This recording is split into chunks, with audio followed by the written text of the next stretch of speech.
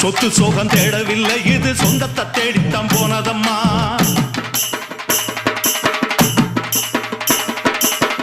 கத்தவித்த தோக்கவில்லை, அதை காக்கத்தான் இப்பவும் வந்ததம்மா.